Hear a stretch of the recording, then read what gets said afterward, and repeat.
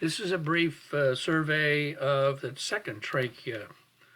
Now, this particular trachea has also associated with it on the right and the left here, thyroid gland tissue, and below where my cursor is circling is esophagus, and of course the trachea. Now, the cartilage in the trachea is much more complete here. It's, in fact, this is the way it is. The trachea has intermittent rings. They're actually semicircular, incomplete rings of hyaline cartilage. But again, the lining of the epithelium would be pseudostratified ciliated columnar epithelium. And if we look here, that's pretty much what it is. And you can see the cilia at the surface. But again, it's pseudostratified, not true stratified tissue.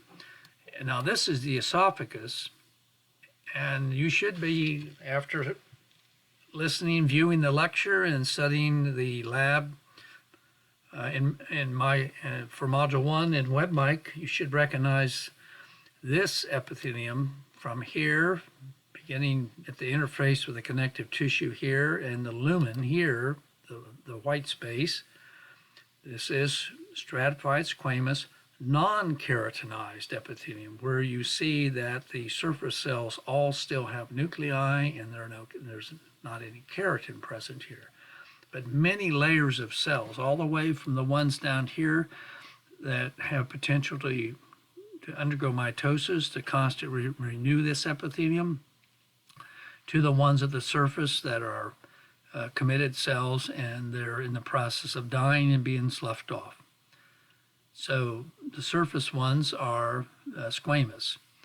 Now, surrounding the esophagus are smooth muscle and skeletal muscle cells. You soon will be able to recognize that this is striated skeletal muscle here, and you may or may not see some smooth muscle here. We won't worry about that right now. And later you'll study nerve. This is a little collection of nerve fibers wrapped in a fascicle with dense collagen surrounding that bundle of nerve fibers. And over here are adipose tissue. What kind of adipose tissue? It's empty, white, one single vacuole, unilocular adipocytes forming white adipose tissue. Okay, and then we can find simple cuboidal epithelial cells lining the follicles in the thyroid gland. So see, we jump ahead and use organs to build up your knowledge of the basic tissues, where you see actually the tissue in context in the thyroid gland. Okay, I think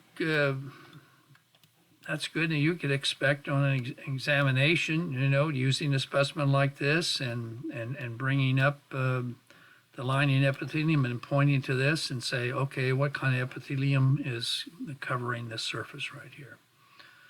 Okay, so I'm going to pull this to a close and go on to the next specimen.